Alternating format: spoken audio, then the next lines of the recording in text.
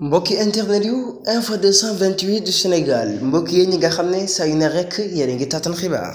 gannaaw loolee ñi àddu wax ci xew-xew ba nga xam ne daal dinay am fële ca Touba muy mbir moo xam ne tasaaroo na muy am njàkkum ndox moo xam ne bari na fa loolu quartier yu bari ci Touba daal dina ñàkk ndox lu ci mel ni Daaru Marnaan Xayra ñu ak yeneen yooyu dañoo ñàkk ndox te nee nañ li waral loolee mooy ay forage yoo xam ne doxatuñ dañoo taxaw boobu ba léegi ay ginnaaw weer loolu nag war na ñu jóg ci bu baax a baax. bu ko defee association bii di retet nee nañ daal loolee la waral loolee mooy ay ñàkk taxawaay ci biir ndox mi war nañoo seetaan baax ñi nga xam ne ñoo yor wàllum ndox mi ba tax na loolee kilifa ga yëg na ko ba jàmbar ko ñi nga wàllu autorité yi ngir ñi taxaw ci loolee waaye association bii di retet nee nañ ba léegi gisuñ ci taxawaay benn yoon. buñ sukkandikoo ci article bi nga xam ne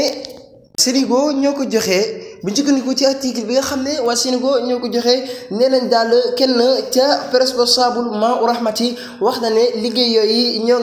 ñoo ngi ci taxaw boobu ba léegi waaye waa reetat nag nee na mënuñu gëm loolu nañu seetaat bu baax a baax nag li waral loolee ak ñi nga xam ne ñoo yor ndox mi.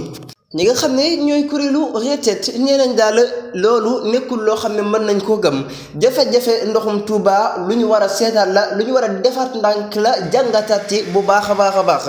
waaw gannaaw loolee nag nañu yàpp ne la ñu bari ñu ngi gàllankoor yi ci ñàkk am ndoxu fii ci dëkk bi ci Touba gannaaw lu mat ay weer ay forage yoo xam ne dañoo taxaw boobu ba léegi doxuñu kon mbokk yi ñi leen di jox dig daje di leen jaajëfal ba beneen yoon info 228